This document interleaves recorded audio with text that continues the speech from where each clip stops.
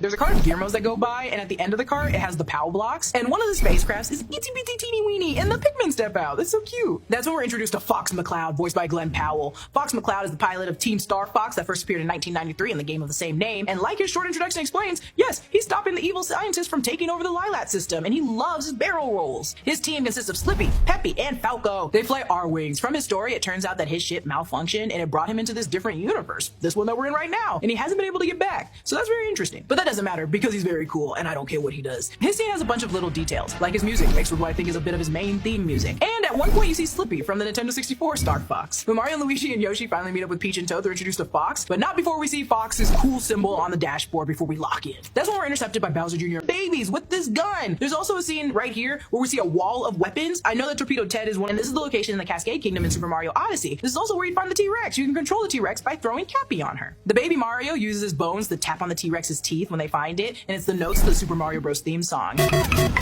But Yoshi screamed after getting the gun down from the tree, and that awoke the beast instead. After accidentally turning themselves into babies and falling off a broken bridge into T-Rex infested waters, the babies accidentally shrink the T-Rex as well, so everyone's safe now. They then return to their adult forms, but now they're stuck on the planet trying to fix the ship. That is until they're saved by the Lumas, who were being a bunch of weirdos back home since they didn't have to go to bed. They were in their own Mario and Donkey Kong arena fights since their mom was at the library, and Peach finds the book they never finished reading at the beginning, and it reveals that Peach and Rosalina send Peach through a warp pipe to keep her safe from anyone trying to steal their powers, which is nothing like the original stories. There was an original plan. So quick notes, we don't know what villain was in search of Peach and Rosalina, though it is, again, good to note that princesses are pretty nice to the planet that she's originally from, and I wonder if it's supposed to be inspired by that, because the planet does look blue. Back with Bowser and Bowser Jr., they're giving their speech, and Bowser says, "Sometimes on this rainbow road of life, we lose our way," which we know.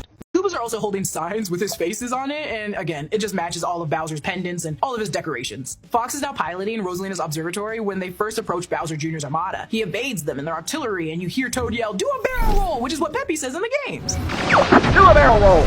Then he launches Peach, Yoshi, Luigi, and Mario through a star launcher, sending them straight toward Planet Bowser. They evade these massive rocks, however, I believe that these are another location. The Freeze Flame Galaxy in Super Mario Galaxy, specifically the Lava Core planet that you visit during the Missing Freeze Flames Blistering Core mission. When Mario and Peach are outrunning the Koopa security, they fall through a trap door, and it's really giving Super Mario 64, which does lead you to Bowser's trap. We saw bits of their escape through this level in the trailers, and we see the gravity gauntlets, and you can see the floating message block. That's the one from Super Mario World. Meanwhile, Bowser Jr. is watching them through his security system cameras that work like a video game. It's like a tiny little 8-bit Mario and Peach, and it's clearly a mock of a Bowser level. Bowser Jr. sends a bunch of bob-ombs on them, but luckily the two evade. Mario 1 Castle Flag music plays.